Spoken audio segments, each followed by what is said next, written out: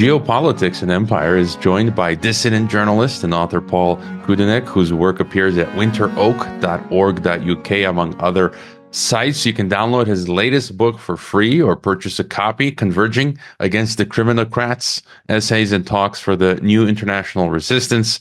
Welcome to the podcast, Paul. Hi, thanks very much, Kagoi. Thanks for coming on. I've been reading your articles following Winter Oak for the past few years now, ever since the event, which must not be named. And for me, your analysis has been hitting things on the head. But before continuing, if you could just tell us briefly about yourself, where you're coming from, and Winter Oak, and so forth.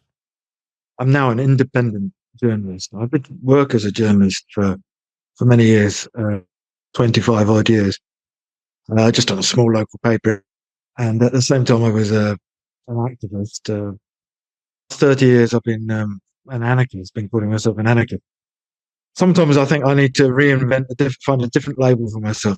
It's confusion now, because there are anarchists out there who say what I'm saying. But so anyway, I set up Winter Oak ago when I started publishing my books, and the idea originally, it was just as my books more on political philosophy and ideas than anything.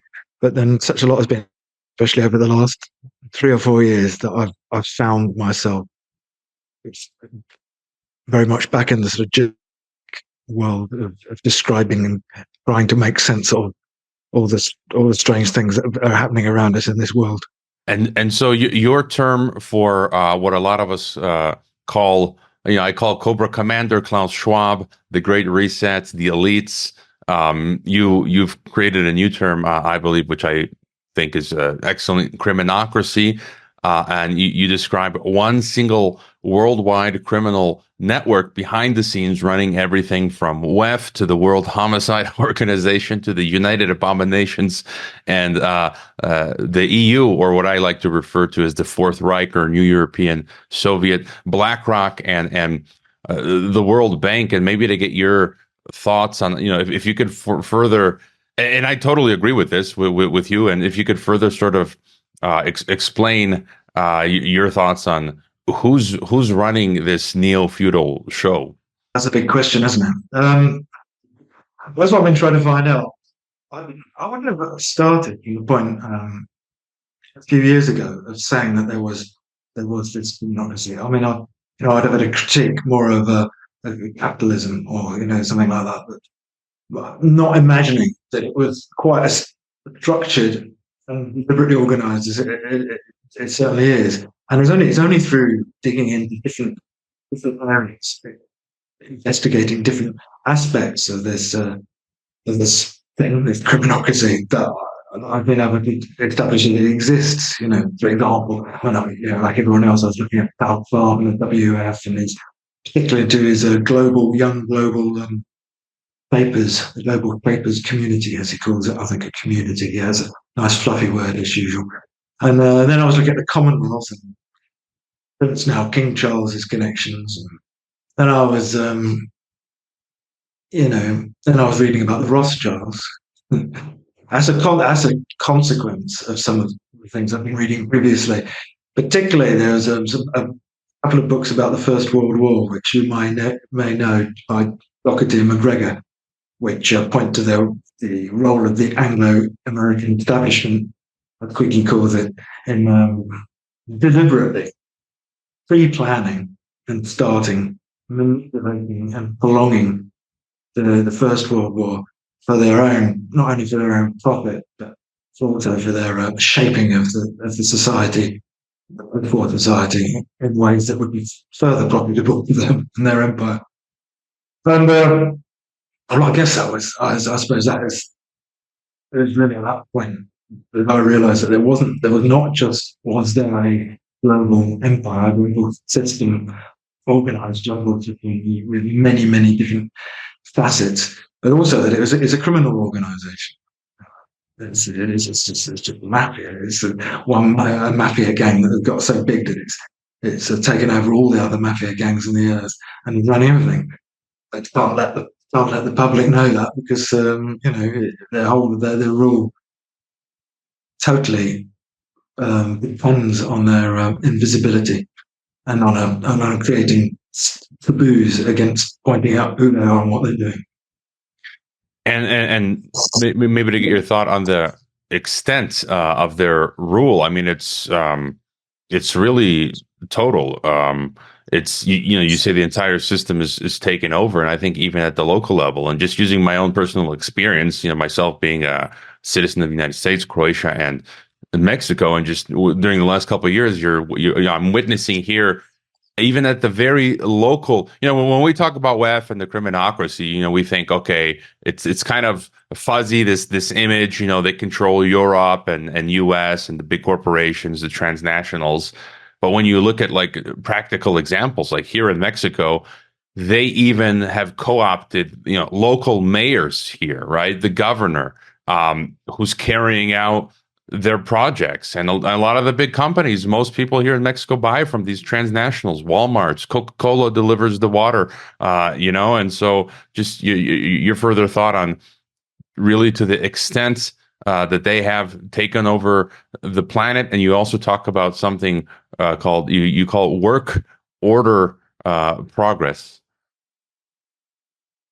Yes, well, I'll come back to that last one in a minute. But yeah, you're right. It's very much local government.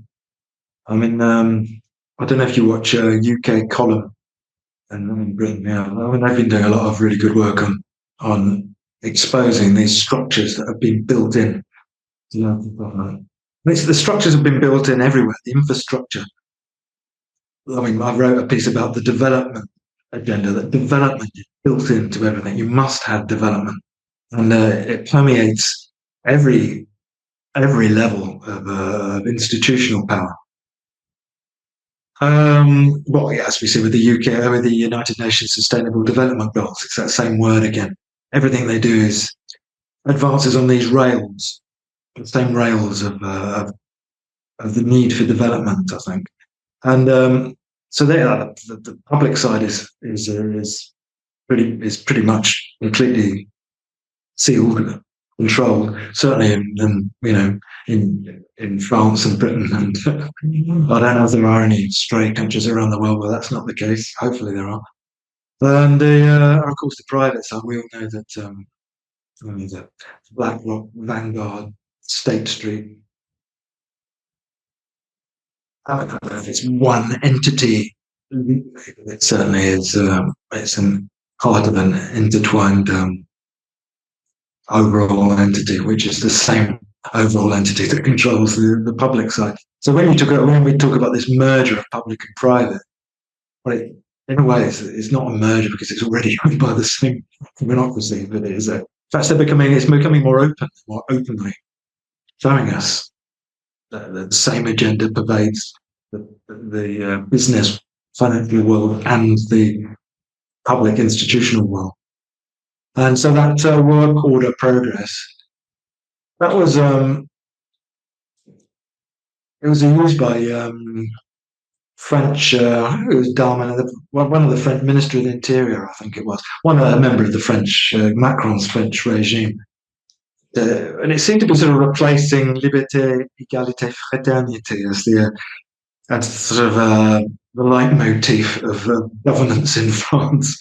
And I wrote a piece about it, breaking it down, showing how these themes were all very much themes dear to the criminocracy and to the Rothschild empire in particular. That's what I'd been researching, so I had some material to hand to illustrate that.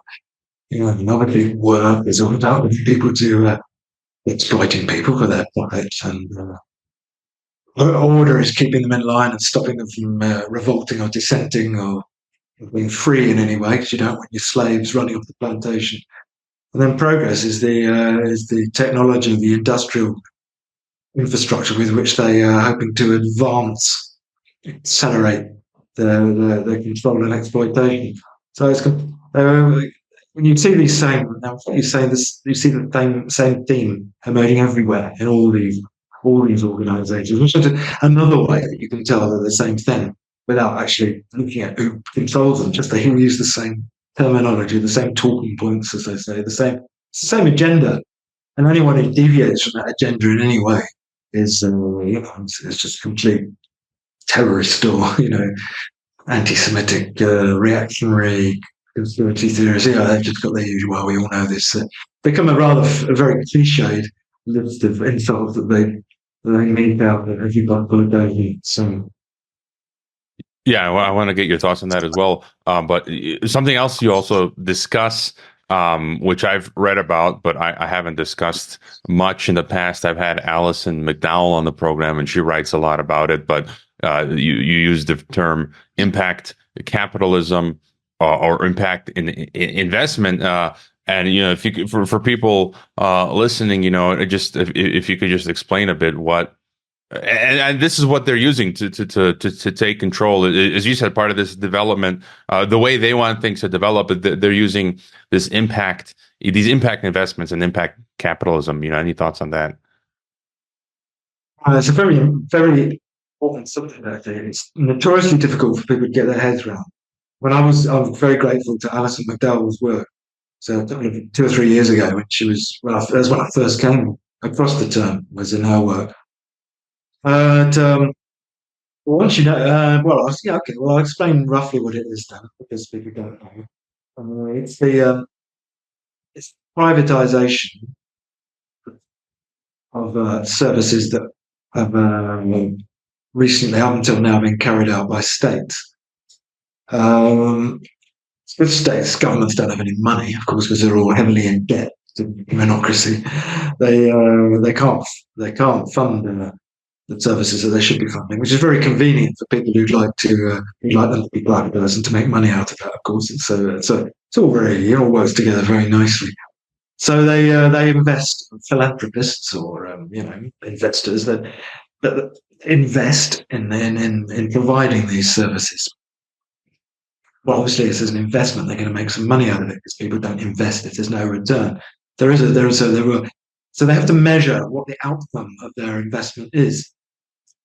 And these investments are pretty much the subject matters that are deemed worthy of being invested in are very much aligned with the UN SDGs, the Sustainable Development Goals, which is all those little bits of categories. You can see how it covers every possibility. So it could be mental health or something, or the environment, obviously, helping people with handicaps or with ethnic minorities, gender minorities, and all these things. So they put money into invest in supposedly helping these people. Whether they do or not is another question. And the outcome has to be measured. It has to be accessible. Otherwise, they wouldn't know whether it work, whether they're going to trigger their rewards. And so that's where everything has to be online. And so that's the inclusivity of the digital matrix, where everything.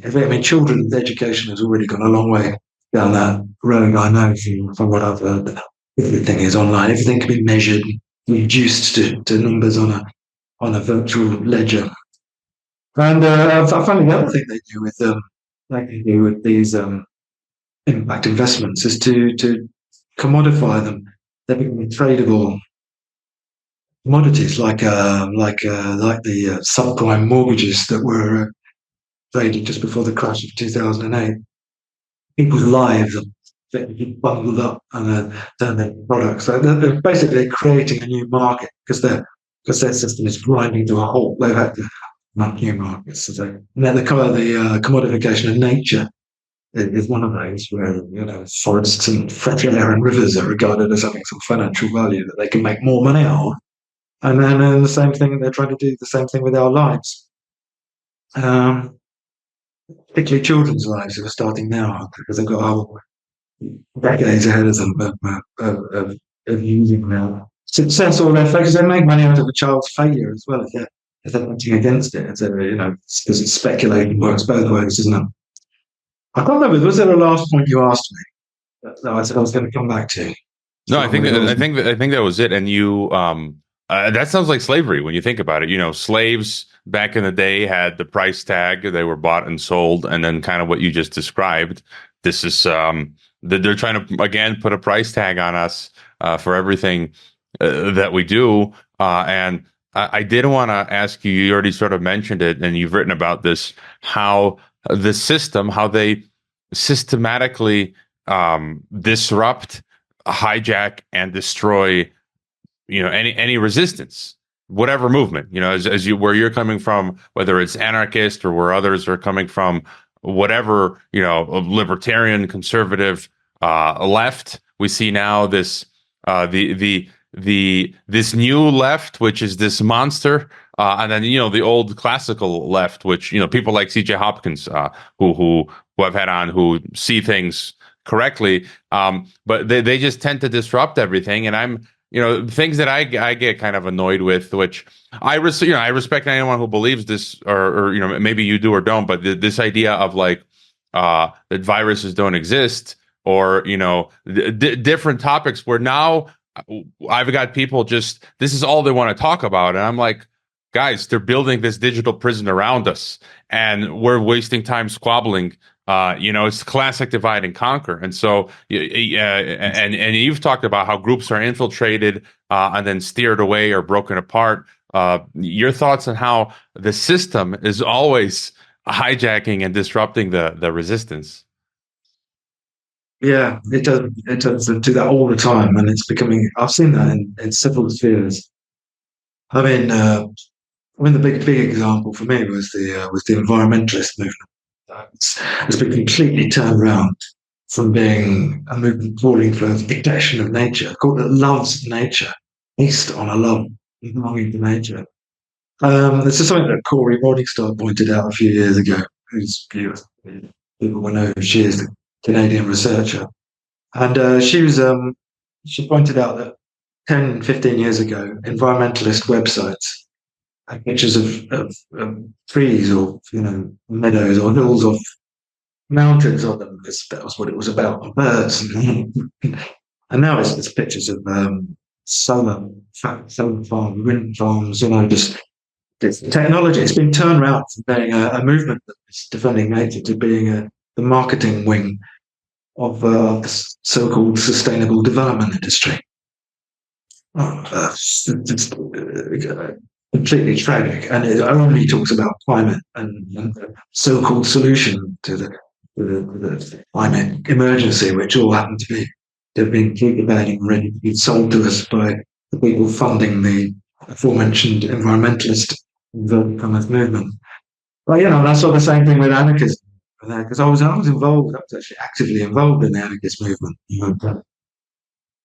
It came to over. There were a number of things happening up before COVID, but it came to a head when they all immediately went along with the whole lockdown scenario and on silencing anybody who questioned it.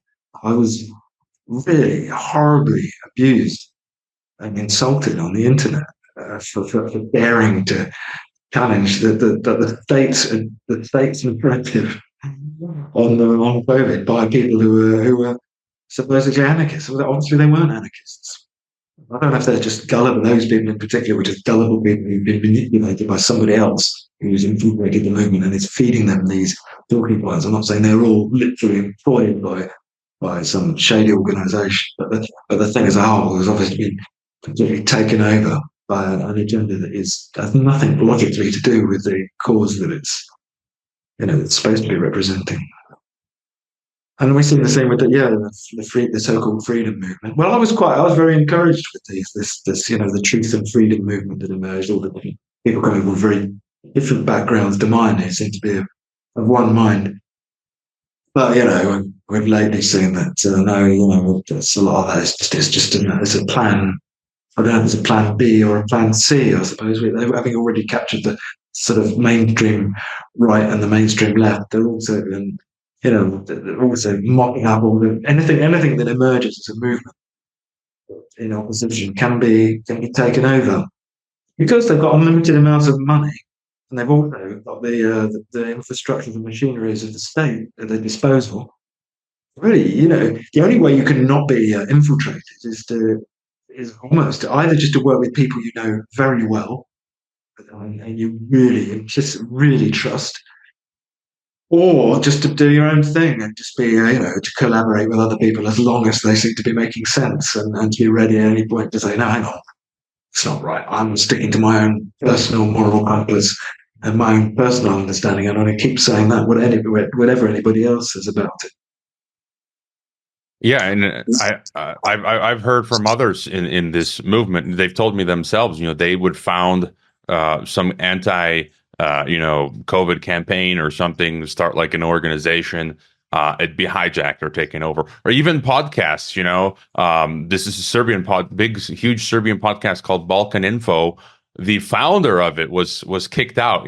His collaborators took over.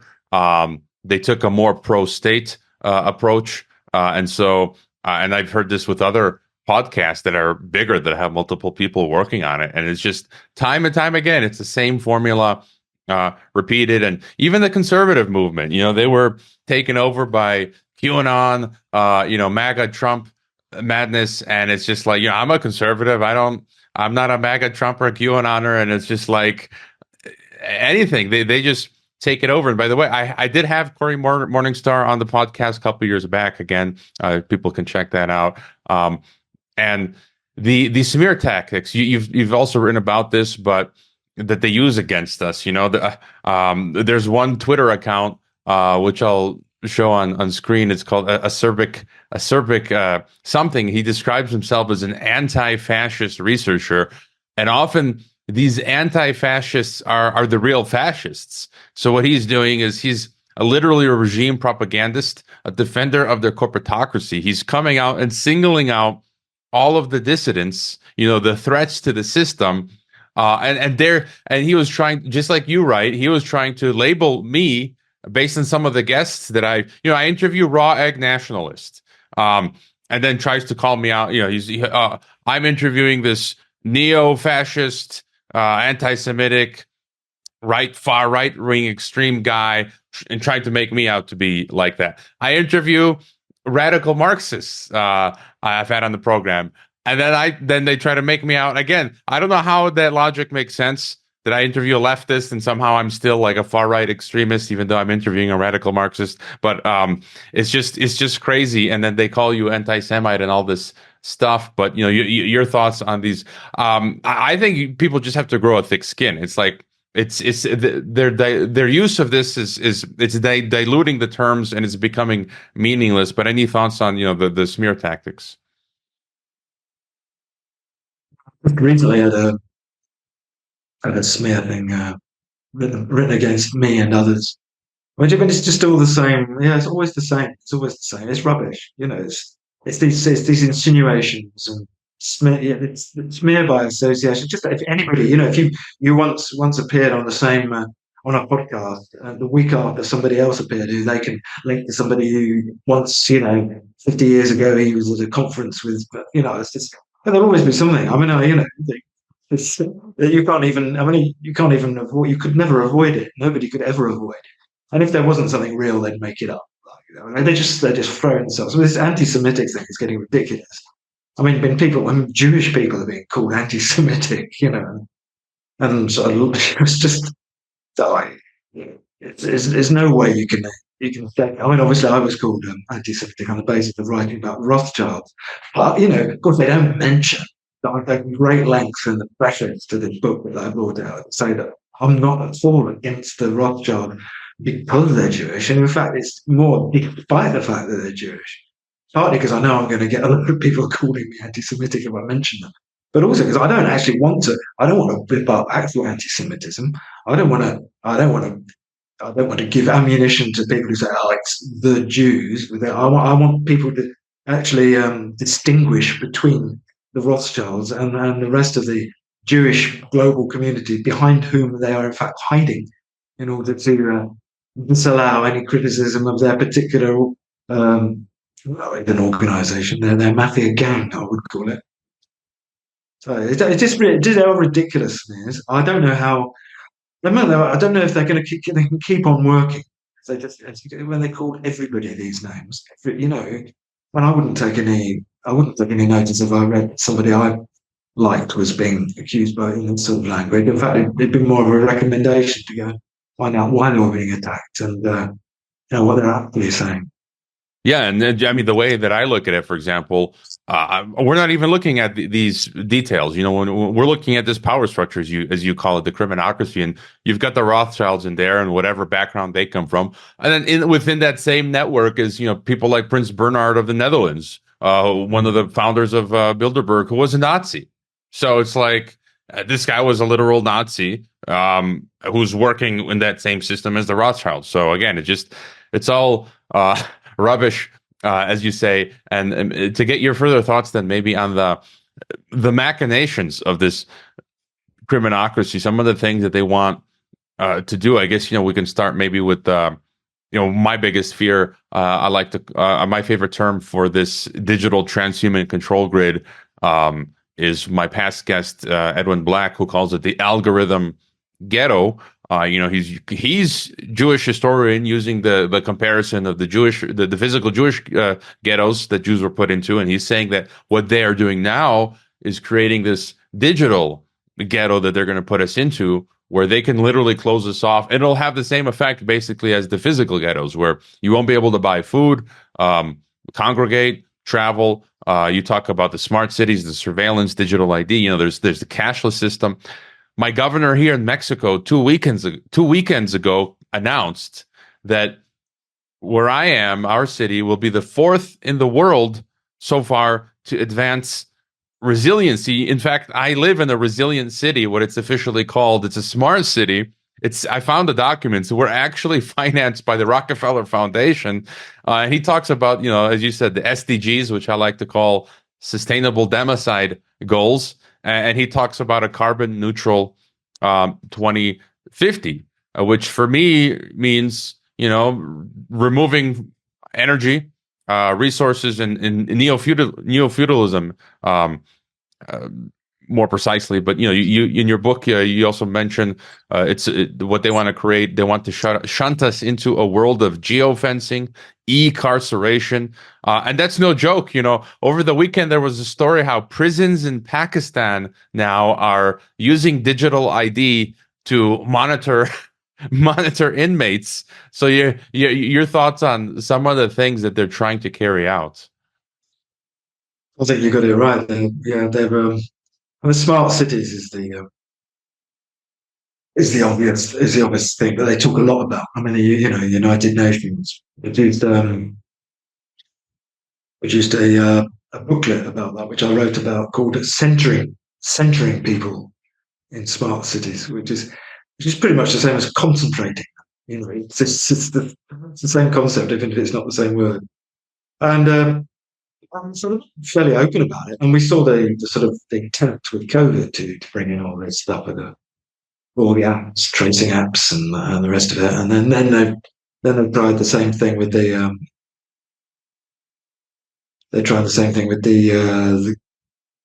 so-called green 15-minute cities and the rest of it.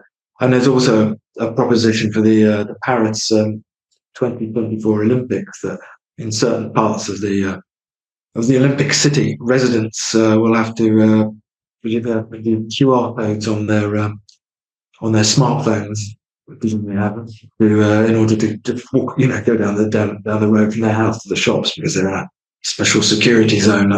I suppose in this instance, the threat of terrorism would be the pretext, but they just, it's so obvious this thing that they're just itching to bring it in, and this will be the next reason. They would think of something else next. None of that works. They just Tony Blair, who I wrote about recently, he was very unpopular for a number of reasons in Britain, particularly the Iraq War, but also because he tried to bring in ID cards, which don't exist in Britain still. But obviously that was the necessary first step.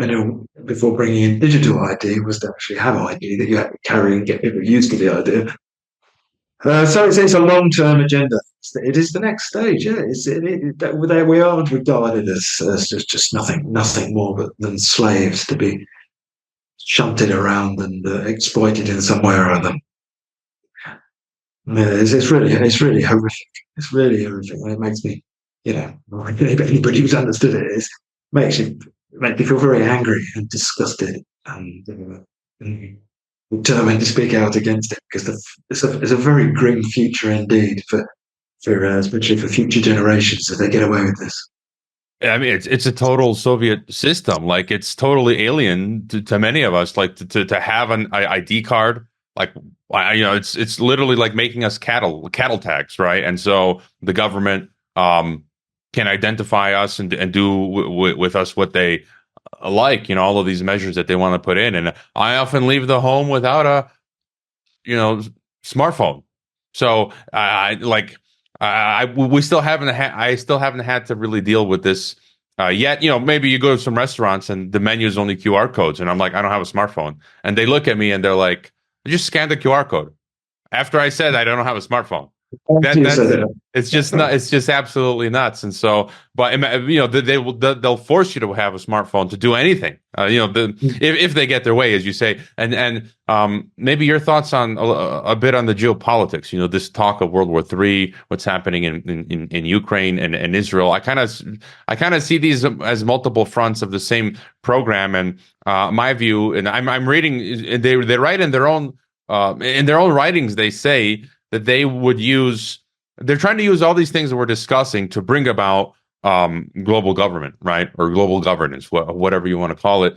And they talk about using multiple limited wars or limited war theaters to finally get people to relinquish sovereignty and say, okay, we'll do whatever the global system tells us, the UN and WHO. Do you have any thoughts on this hype of World War III, or do you think it's just fear porn? Well, they're certainly capable of waging world wars for their benefit, and both of them were used to advance a globalist agenda, of course. Because after the First World War, the League of Nations was launched, didn't work, so they tried again. No, because well, we can't have this again. It was the war to end wars. Now we must have global peace and understanding and cooperation. Same with the United Nations after the Second World War. Then they're doing the same. It's a bit higher, really, the way they use the same techniques again. So it's either a real war or a threat of war. There are real wars going on, but and it's you can see it coming, can't you? Now we've got to have a new we've got to have a new global order. Essentially, is what they mean, and it's going to be run by, I don't know, BRICS and the UN or something. It's not going to be the same as the old one. Don't worry. There's old baddies. That's all a thing of the past now. Just the same way as Germany was defeated, and just ignore the fact that a lot of the most important people, from scientists to the generals, went over and worked for NATO straight after the war. You're not supposed to have noticed that. It's a flight of hand. So it'll be the same thing again. And I know that the BRICS thing is just a joke. They're not really properly hiding it. That Johannesburg Declaration, earlier, just a few months ago, wasn't it? And September, I think, of the BRICS meeting, where they're openly calling in their declaration for global governance and mentioning the old Sustainable Development Goal 21 times or something in the document. So it's just they're just transferring the center of operations to a different geopolitical base, and trying to use what the conflicts are happening as an excuse for ramping up the global level of control. That's how I'd say it. And just a bit further on that, you've written that BRICS has long been in the grasp of the criminocracy, and they are spearheading its current insidious agenda. And other guests of mine agree. I had on former Moldovan politician Yuri Roshka, Professor William I. Robinson, who's a leftist Marxist, even has come out recently. He's been a guest of mine. He's come out and he looked at the data and BRICS and multipolarity. It's not some alternative. It's part of the same capitalist globalist system, and the BRICS leaders, China, the Russian oligarchy, they're carrying out the same exploitative system. And we saw, they're deploying QR codes and they're pushing the injections and they're forcing digital passports and surveillance. Russia wants to roll out 5 million facial recognition cameras. The whole project is the same. And what I don't understand is some folks, let's say in the resistance, I make two categories. Some that are, I think, well-meaning, but they have this myopia, like they're deluded. They're like completely pro multipolarity and Putin is going to save us and Xi Jinping. Whereas others, I feel, are compromised. They're probably getting paid. I do not doubt this, that, Russian government and Chinese and others are financing some Western alternative media to promote this narrative, and these resistance fighters maybe truly believe this and they like getting the money, or maybe some do it just for money, whereas others, are true believers, but they kind of avoid this subject about how multipolarity is implementing the same program. And any further thoughts on this? Well, one to see it, do they? I mean, yeah, there are some who being paid, but the others, it's just if you've been, I mean, I understand if you've been a lifelong opponent of Western imperialism and you've spent, a long time seeing through all the lies of NATO. You obviously, I mean, I was always, I'd have put myself in that sort of area, but how you can then just automatically imagine that the other it believes that there is another side, and automatically imagine that it must be good because it's not us, and willfully ignore the mountains of evidence that there is. They can't be looking. They can't be looking even at the BRICS group's own statements if they really believe that it's an alternative. Oh yeah, set up a different bank. Yeah, the new development. It's called, isn't it? Yeah, but it's still part of the world bank network. It's all the same thing. It's just like an internal reorganization. It's just sort of some giant company decides to it's going to, from now on next year, exciting new development. We're going to shift our base of operations to the other side of the country, or to different somewhere else. But it's the same managers are going to be deployed in the new network, and all it's going to have the same aims and do the same things, and it's it's nothing to get excited about, unfortunately. But it's a depressing realization. Perhaps that's what it is. It's difficult for people who've placed their hope on this being the good change that is going to end the current nightmare system. It's difficult for them to accept that it's not that at all. You're going to have to, it's going to be a lot more difficult to get out of this than that. That's for sure. Well, it's not getting us out of it at all. It's pushing us deeper into it, in my opinion. Yeah, and I mean, like you, since I started learning about politics, 20 whatever years ago. I was always anti-American empire, anti-NATO, transnational corporations, oligarchy, all of that stuff. But that doesn't mean I'm just gonna go run any other direction. There's no good guys, really. It's all bad guys. We're stuck between a rock and a hard place, and I can't avoid seeing it. It's like they're using the same tricks, the same people. So it's like, okay, maybe for a second I might believe BRICS and multipolarity is. Then you look, BRICS was coined by a young global leader, Goldman Sachs banker. And as you say in their own statements, they're pushing sustainable democide goals. So no one wants to pull out of the climate accords or anything like that in any of these other countries. And so, but some of these people say, well, look at their actions and their rhetoric. So China and other countries are building out nuclear power plants and coal. So by their actions, they're not really matching with their words. But so where do we go from here? Are you optimistic, pessimistic? These people aren't exactly all powerful. Their projects do fail or get delayed. Your thoughts on the road ahead with the criminocracy? I think they've got weaknesses, despite having all the money and stitched up all these different institutions. And I think the weakness is that they have to remain invisible. People have to believe in the superficial narrative in order to go along with it.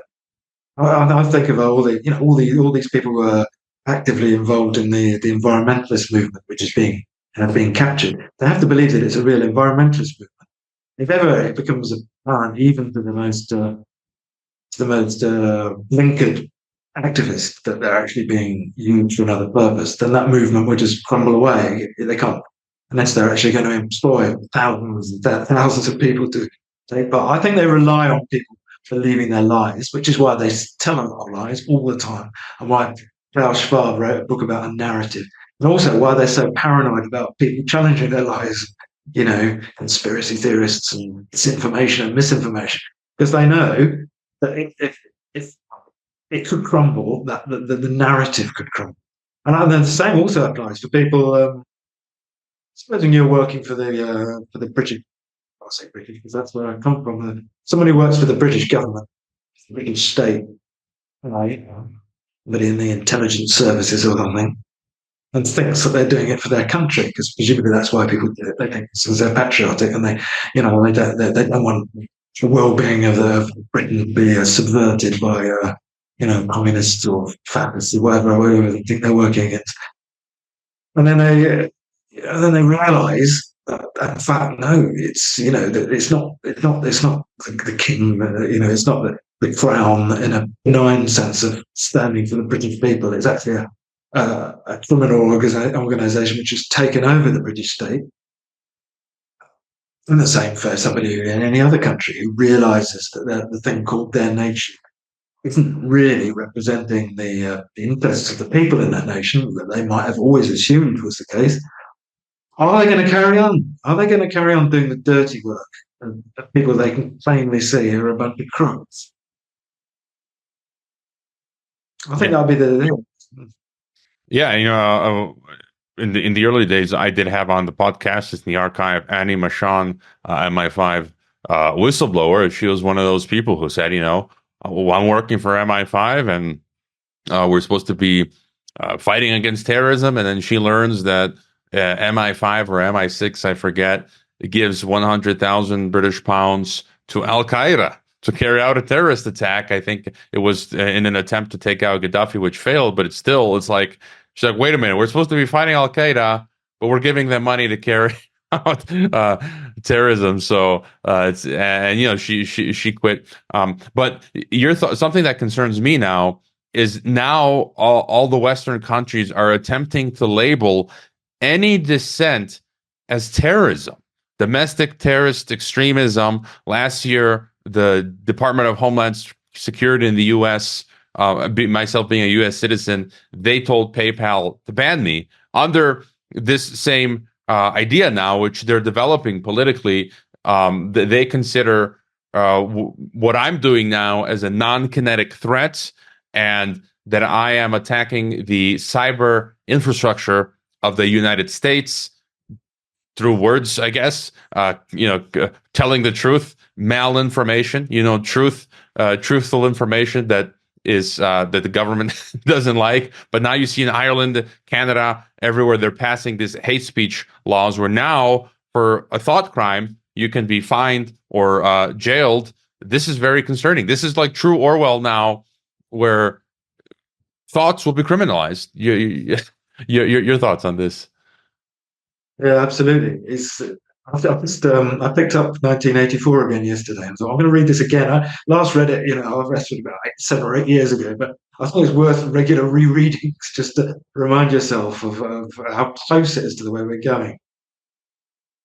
Yeah, I mean they've been trying to label dissent as terrorism for a while now, but they're certainly ramping it up. I mean, when they brought in Britain, they brought in anti-terrorist legislation. I think it was before 9/11, actually. Yeah, it was in 2000, which was quite obviously to me was a response to the growing globalization movement at the time. There was a lot of protests and that feeling, I thought it was a sort of end of millennium feeling as well, that things were going to change. There were a lot of fairly young people out on the streets, and that feeling that the system might be cracking. And then they brought in the Terrorism Act, which clearly wasn't really aimed at terrorism at all. It was aimed at dissent. And then, people are stopped. I've been stopped, detained at a port coming back into Britain under the terrorism terrorism legislation. And I had an argument with them actually that they were special branch police. I don't know, I'm going to do with terrorism.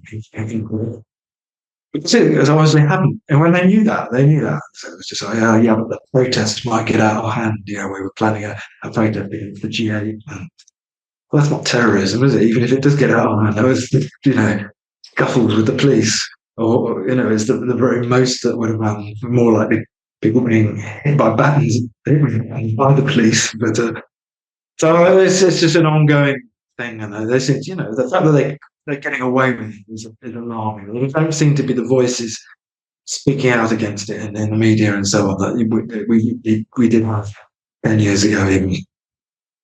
Yeah, and a few other recent examples, Kit Clarenberg, who I've had on the program, he's from the UK. He recently went back for a visit, and counter-terror, I don't even know what to call them, counter-terror officers held him for like 6 hours. Craig Murray, former British ambassador, came back from Iceland. Same thing happened to him. You can see, Kit Clarenberg and Craig Murray, he's a former diplomat. Kit Clarenberg's a journalist. They're not terrorists. And so it's perfect examples of what you just said. It's not for terrorists. The real terrorists are our governments. This is state terrorism. Thoughts on the resistance, the way forward, what we can do to stave off this global tyranny, poke holes in their diabolical schemes and whatnot. It's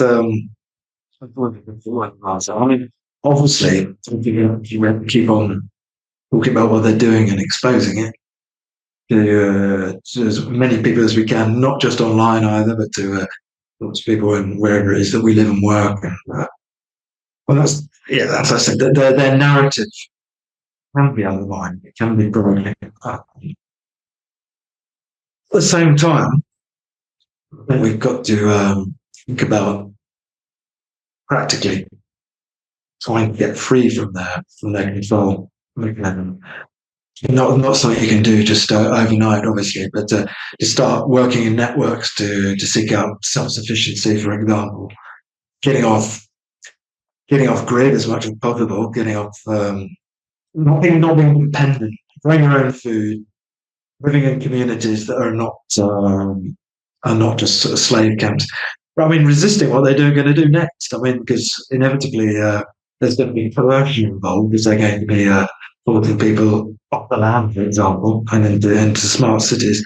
So even just a simple thing of saying, no, I'm not moving, I'm not going to have to, there's a lot of very successful campaigns have been built around just staying put, like when they're trying to pull those whole neighborhoods with a motorway on, wherever freeway or whatever people call it, in their own big roads through, is to just to stay there, refuse move, barricade it, and that even those simple acts of resistance inspire other people. It makes visible a process which wouldn't be visible if you all just said, "Oh, what can we do? Oh, well, I'll go, I'll have to go along with it. Or I'll be in trouble, or I'll be in prison, or whatever." It's really people. I think we've all just got to draw a line in the sand and say, "No, we're not going into your dystopian digital world. You'll have to take us out first. We're not doing it." Yeah, that's the tried and true method in history, and I agree with everything that you say. Wherever we are, do things locally, do the things we're doing in the metaverse now digitally, work locally, and make these sacrifices. Right? I know people during COVID chose to get fired instead of complying, which is what the things that we need to be doing. Are there any other things that are important on your mind that I haven't brought up? Not off the top of my head. No, we've got quite a lot. Yeah. Well, people then can, if you have any final thought for us, and again, I follow you on X now, formerly Twitter, and your website, winteroak.org.uk. I think I'm subscribed to your email list, and so I regularly read your analysis, which is fantastic. And so, any final thought, and then let us know where the best places to find you and projects and whatnot. I suppose my final thought would be that I do feel it's an incredibly important moment in history, in fact. And the scale of what is facing us is so amazing. It's so shocking that it's understandable sometimes. And the lack of opposition to the lack of effective opposition, because our opposition is always being novel, can be disconcerting. And I really think now is the time. In a way, we're lucky to be living at this moment because it's a time where we can actually make a difference. Every one of us, everybody listening to this, can make a difference. And if we can create a sort of momentum, what I'd like to see, I think we can create a momentum, a spiraling momentum of energy, of resistance to this thing that will bring it down. And I've got a strong spiritual conviction. By doing so, we're channeling the forces of life and good itself, and which is really, it's got to come from deep within all of us. That love, the love, right, of life and freedom and truth and beauty and all those real values that undermine humanity, that have been smothered and corrupted and hidden by this sort of venal group of crooks that are running everything. All of that, it comes out from millions and millions of people across the world. They all just, of course, we can bring down their system because there's not actually that many of them when it comes to it, and they're relying on lies and money to maintain their rule. And I think that truth, freedom, and humanity is a lot stronger than lies and money. So people shouldn't give up. We should accelerate our efforts. Yeah, definitely do not give up. I totally agree with you. With full force, throw your body right on the levers. And yeah, and again, where do we best go to find you? I know people can donate. They can buy your books. Some of them are downloadable for free. But yeah. Yeah, they're all downloadable for free, actually, all my books. That's on winteroak.org.uk. I've also got a Substack, Cudenec Substack. Well, it's the same articles, basically, but it's a different way of consuming them, I suppose. And then there's also a site that I do called Organic Radicals. That's on WordPress, orgrad.wordpress.com. And that's not so much into the current affairs. There's about 90 odd, just over 90 thinkers there profiled who fit into this thing that I call organic radicalism, which is sort of my version of anarchism. That's quite a diverse range. So there's a lot of reading there. If anybody wants to get sort of stuck in with some political philosophy. All right. Well, the links are in the description, and I always urge people to subscribe, to bookmark, subscribe to the email list, and do check out Paul's latest book on the Criminocrats, Converging Against the Criminocrats. Thank you for being on Geopolitics and Empire. Thank you very much. I hope you enjoyed this Geopolitics and Empire podcast. The website is geopoliticsandempire.com, and I encourage you to sign up for the free email list that goes out with each podcast and every weekend with a collection of news headlines. The newsletter and website are our last lines of defense. We're being censored and deplatformed. It's nearly impossible to find Geopolitics and Empire on the Google search engine. We've been blacklisted. YouTube frequently takes down our videos with strikes. Facebook restricts our page. Reddit and Twitter take down posts. And after the Associated Press mentioned Geopolitics and Empire in a 2021 article co-written with NATO, our Patreon account was terminated. Vimeo also terminated our Pro account. The best free way to help Geopolitics and Empire is to leave a review on Apple Podcasts or elsewhere and subscribe to all of our media channels. You can find the video broadcast now on 5 platforms: Odyssey, Rockfin, Rumble, BitChute, and Brighteon. You can find the audio broadcast on the podcast ecosystem: SoundCloud, Apple, Spotify, and so on. My current favorite social media channels are Twitter and Telegram. But you can also find us on Gab, MeWe, Minds, Float, VK, Instagram, Facebook, and LinkedIn. Finally, Geopolitics and Empire is in dire need of funding to continue. You can leave a donation, purchase a consultation with the host, or become a member to receive additional benefits. We also produce a weekly broadcast called Dissident Thinker for members and Rockfin subscribers only. We will continue to fight the good fight come hell or high water. Thank you for listening.